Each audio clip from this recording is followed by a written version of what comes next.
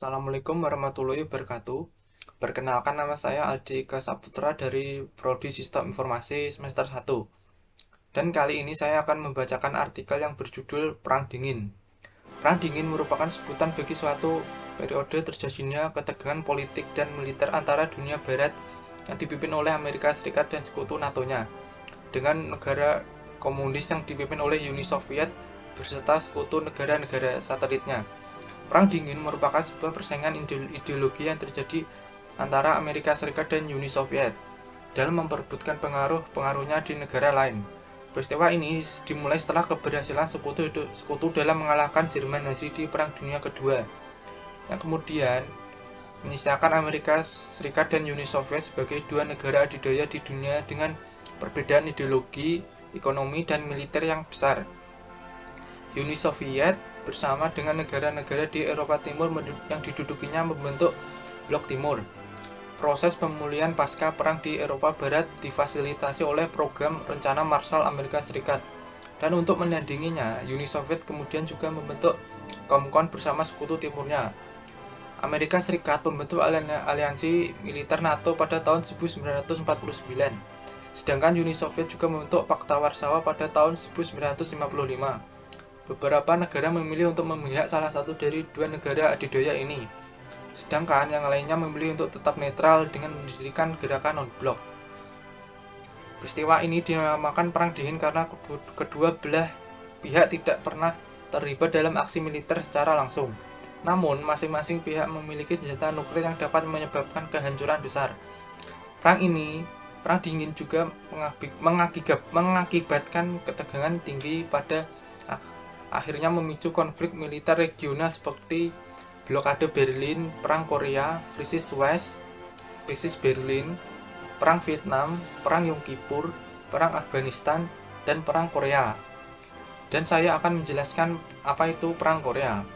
Perang Korea merupakan sebuah konflik antara Korea Utara dan Korea Selatan yang terjadi sejak 25 Juni 1950 sampai 27 Juli 1953.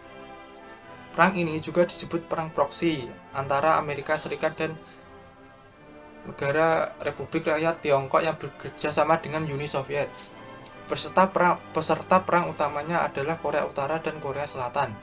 Sekutu utama Korea Selatan adalah Amerika Serikat, Kanada, Australia, dan Inggris Raya. Meskipun banyak negara mengirimkan tentara di bawah bendera PBB, sekutu Korea Utara seperti Tiongkok menyediakan kekuatan militer, sedangkan Uni Soviet menyediakan penasihat perang, pilot, dan juga persenjataan untuk pasukan Tiongkok dan Korea Utara. Sedangkan Perang Vietnam terjadi antara 1955 sampai 1975. Kubu utama yang terlibat dalam pertempuran ini adalah Vietnam Selatan dan Vietnam Utara. Di saat yang sama, pertempuran ini juga bagian dari Perang Dingin, yang melibatkan dua kubu ideologi besar, yakni komunis dan Seto. Pasalnya, baik Vietnam Selatan ataupun Vietnam Utara memiliki negara pendukung masing-masing. Vietnam Selatan didukung oleh Amerika Serikat, Korea Selatan, Thailand, Australia, dan Filipina.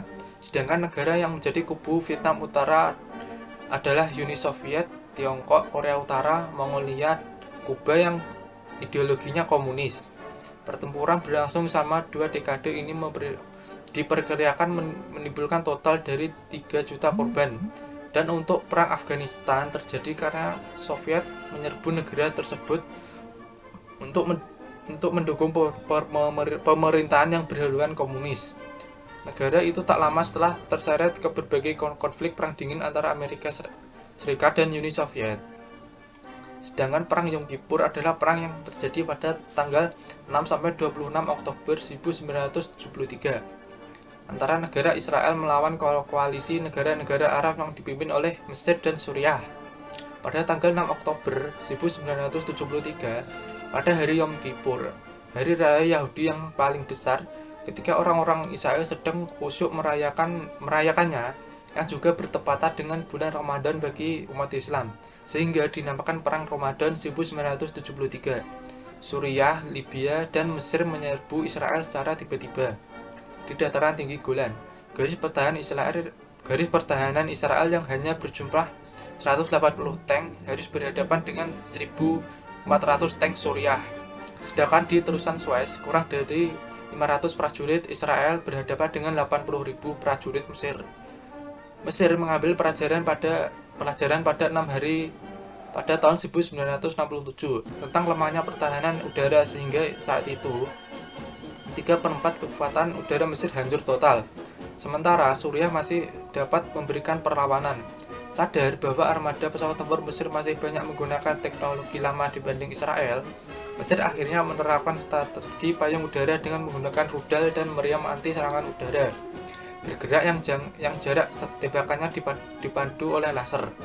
Angkatan udara Israel akhirnya kewalahan, bahkan banyak menjadi korban karena berusaha menembus pertahanan udara itu. Pada permulaan perang, Israel terpaksa menarik mundur pasukannya, tetapi setelah memobilisasi tentara cadangannya, mereka bisa memukul tentara invasi sampai jauh di Mesir dan Suriah. Israel berhasil menjinakkannya. Akibatnya, beberapa divisi Mesir terjebak bahkan kehabisan perbekalan dan amunisi. Sementara di front timur, Israel berhasil menahan serangan lapis baja Suriah. Melihat Mesir mengalami kekalahan, Uni Soviet pun tidak tinggal diam. Melihat tindakan Uni Soviet, Amerika Serikat segera mempersiapkan kekuatannya. Kemudian, Raja Faisal bin Abdul Aziz dari Arab Saudi mengumumkan pembatasan produksi minyak. Krisis energi muncul dan negara-negara industri kewalahan lantaran harga minyak dunia naik tinggi. 2 minggu setelah perang dimulai, Dewan PBB mengadakan rapat dan mengeluarkan resolusi 339 serta gencatan senjata. Dengan ini mencegah kekalahan total Mesir. Secara total 2.688 tentara Israel tewas dan kurang lebih 70.000 orang cedera. 314 tentara Israel dijadikan tawanan perang dan puluhan tentara Israel hilang. Dan 17-nya diantaranya bahkan sampai tahun 2003 belum ditemukan. Tentara Israel kehilangan 102 pesawat tempur dan kurang lebih 800-an tank. Di sisi Mesir dan Suriah, 35.000 tentaranya tewas dan lebih 15.000 cedera. 530-nya tentaranya ditawan. Angkatan udara Mesir kehilangan 235 pesawat tempur dan Suriah 135. Saat itu berkedudukan di sana. Karena PLO bertindak sebagai negara dalam negara di Yordania dan berencana untuk mengkudeta Raja Yordania, maka untuk menghindari ketidakstabilan keamanan, Raja Hussein bin Talal akhirnya mengambil sikap represif dengan mengusir PLO dari negaranya. PLO akhirnya pindah ke Lebanon dan Tunisia. Suriah sendiri mengalami kerugian yang cukup besar, tapi akhirnya Suriah menandatangani perjanjian gencatan senjata dengan Israel, namun tidak mengadakan perjanjian perdamaian, terutama sebelum wilayah dataran tinggi Golan dikembalikan oleh Israel pada perang tahun 1967. Dataran tinggi Golan sendiri akhirnya ditetapkan secara sepihak oleh Israel dengan dukungan Amerika Serikat. Namun sikap Suriah terhadap Palestina yang kurang lebih sama dengan sikap Yordania menyebabkan terjadinya pergolakan terutama dalam kalangan fundamentalis Islam, terutama yang berkedudukan di kota Hama. Pergolakan ini berlanjut ketika Hafez al-Assad mengambil tindakan represif semakin keras yang memuncak pada peristiwa pembantaian Hama di akhir dekade 1970-an.